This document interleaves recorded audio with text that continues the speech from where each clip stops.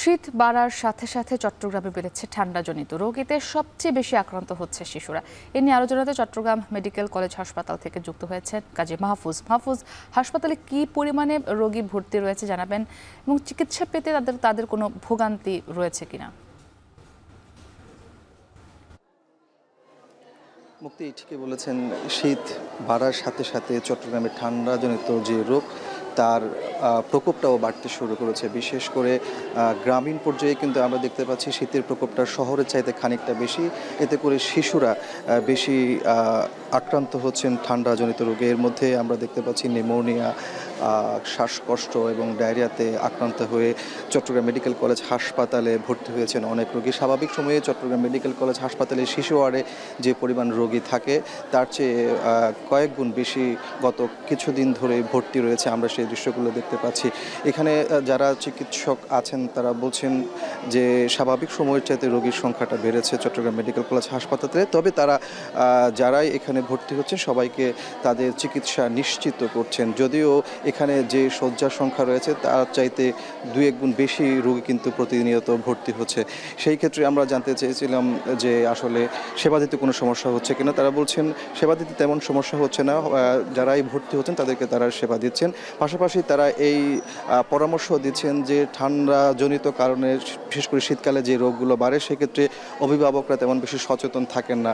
সর্দি কাশি হলে তারা এটিকে অবহেলা করেন, পরবর্তীতে সেটি যখন মারাত্মক আকার ধারণ করে বিশেষ করে নিউমোনিয়াতে রূপ নেয় তখন তাড়াহুড়া করে মেডিকেলে নিয়ে আসেন। সেক্ষেত্রে আসলে রোগীর কন্ডিশনও অনেকটা খারাপ পর্যায়ে চলে যায়। এই অবস্থায় তারা বলছেন যে আগে থেকে পরিষ্কার পরিচ্ছন্নতা থেকে শুরু করে সরকারি যে টিকাগুলো আছে সেগুলো যেন শিশুদের নিশ্চিত করা হয়, তেমনটি তারা আমাদেরকে জানিয়েছেন। শুধু চট্টগ্রাম মেডিকেল কলেজ নয়, চট্টগ্রামের যে বেসরকারি হাসপাতালগুলো রয়েছে সেখানেও কিন্তু রোগীর চাপটি বাড়তে শুরু করেছে। আমরা সেই দৃশ্যগুলো দেখতে পাচ্ছি। বিশেষ করে চট্টগ্রাম জেনারেল মা ও শিশু হাসপাতাল যেটি রয়েছে সেখানেও কিন্তু রোগীর চাপটি বেড়েছে।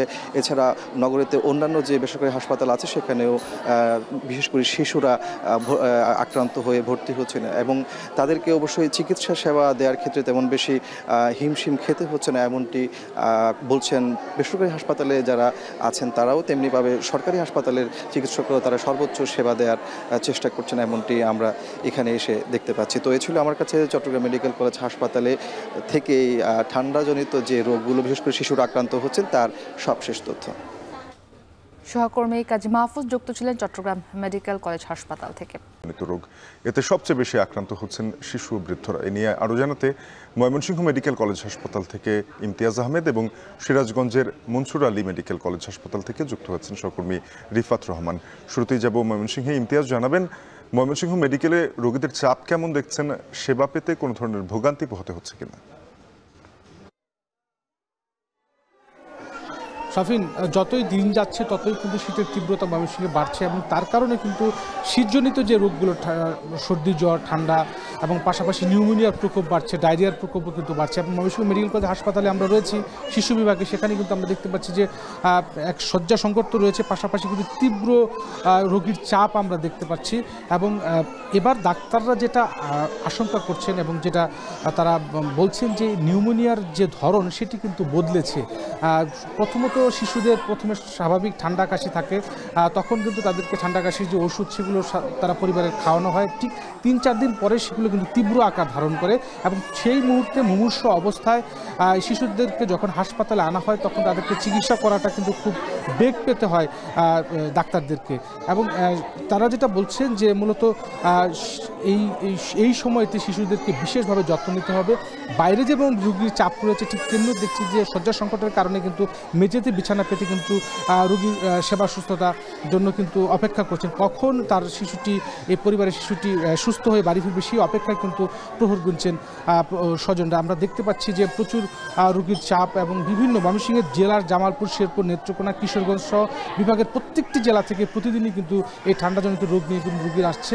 এবং যেটা বলছিলাম যে এই সমস্ত রোগের চিকিৎসার জন্য আমরা যেটা চিকিৎসকরা যেটা বলছিলেন যে বিশেষ করে সেফটিএক্সন ইনজেকশন, ডায়রিয়ার জন্য সিপ্রোফ্লক্সাসিন সহ অন্যান্য যে ওষুধগুলো রয়েছে সেগুলো তারা কিন্তু দিয়ে যাচ্ছেন। এবং যেটা পরামর্শ দিচ্ছেন ডাক্তাররা এই সময়টাতে বিশেষ করে 1 বছরের কম বয়সী যাদের বয়স শিশুদের তাদেরকে আসলে যত দ্রুত সম্ভব গরম কাপড়ে করে হাত পা এবং মাথা ঢেকে রাখার জন্য এবং কোনোভাবে যেন ঠান্ডা লাগানো না হয় এবং ঠান্ডা লাগানোর সাথে সাথে যেন অভিজ্ঞ চিকিৎসক পাশাপাশি যেন হাসপাতালে যোগাযোগ করেন। সব মিলিয়ে বলা যায় যে শাফির প্রতিনিয়তই কিন্তু ঠান্ডাজনিত রোগে শিশুদের চাপ কিন্তু ময়মনসিংহ মেডিকেল কলেজ হাসপাতালে বাড়ছে এবং 72 শয্যার বিপরীতে প্রায় 5 থেকে 6 গুণ রোগী কিন্তু এই হাসপাতালে ভর্তি থাকে।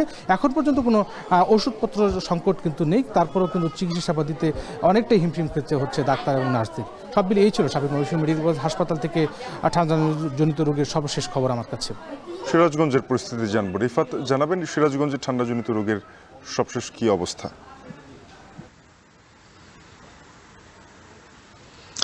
সাপের উত্তরের প্রবেশদ্বার সিরাজগঞ্জেও কিন্তু শীতের তীব্রতা বেড়েছে, পাশাপাশি উত্তরের যে হিমেল হাওয়া সেই সাথে ঘন কুয়াশা কিন্তু শীতের যে তীব্রতা সেটি কিন্তু অনেকটাই বাড়িয়ে দিয়েছে। বিশেষ করে দিনের বেলায় সূর্যের দেখা মিললেও সন্ধ্যা গড়লে কিন্তু শীতের তীব্রতাটা বেড়ে যায়, পাশাপাশি যে হিমেল হাওয়া থাকে সেটাতে কিন্তু জনজীবন অনেকটাই বিপর্যস্ত হয়ে পড়ে। আমি সিরাজগঞ্জের এই শহীদ মনসুর আলী মেডিকেল কলেজ হাসপাতালে রয়েছি। এখানে আসলে শীতের শুরুতে কিন্তু রোগীর চাপ অনেক ছিল, বিশেষ করে ঠান্ডাজনিত রোগে আক্রান্ত বিভিন্ন বয়সের যারা রোগী রয়েছে তারা কিন্তু এখানে ভিড় করেছেন। তবে শীত বাড়লেও সেই রোগীর সংখ্যা কিন্তু অনেকটাই কমে এসেছে। আমাকে হাসপাতাল কর্তৃপক্ষ যেটি জানিয়েছে যে শুরুর দিকে সিরাজগঞ্জ মনসুর আলী মেডিকেল কলেজ হাসপাতাল এবং সিরাজগঞ্জ যে জেনারেল হাসপাতাল রয়েছে সেই হাসপাতালে প্রতিদিন শতাধিক রোগী কিন্তু চিকিৎসার জন্য এসেছে। বিশেষ করে শিশু রোগীর সংখ্যা কিন্তু বেশি ছিল। তবে তারা যেটি বলছে যে শীতের তীব্রতা বাড়লেও সেই সংখ্যা কিন্তু আজ কমে এসেছে। আজ আমরা গতকাল যেটি দেখেছি যে এই সিরাজগঞ্জের এই মনসুর আলী মেডিকেল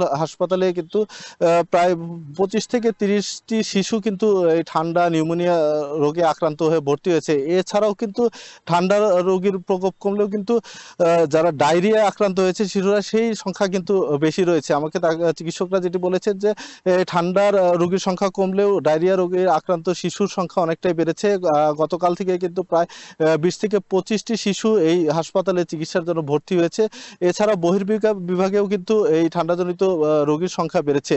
তবে চিকিৎসকরা যেটি আসলে বলছেন যে এই যে শীতের তীব্রতা বাড়ছে, এই শীতের তীব্রতায় তারা পরামর্শ দিচ্ছেন যে যারা শিশু রয়েছেন যেগুলো তাদেরকে যাতে ঠান্ডা না লাগে সেই কারণে ঘরের বাইরে প্রয়োজনের বাইরে আসলে ঘরের বাইরে বের করা থেকে বিরত রাখতে বলেছেন। পাশাপাশি বাড়তি যাতে যত্ন নেওয়া হয় সেদিকেও কিন্তু পরামর্শ চিকিৎসকরা দিয়েছেন এবং চিকিৎসকদের সাথে সার্বক্ষণিক যোগাযোগ রাখতেও কিন্তু তারা পরামর্শ দিয়েছেন। তো শাফিন, সিরাজগঞ্জের মনসুর আলী মেডিকেল কলেজ হাসপাতাল থেকে এই ছিল আমার কাছে সবশেষ।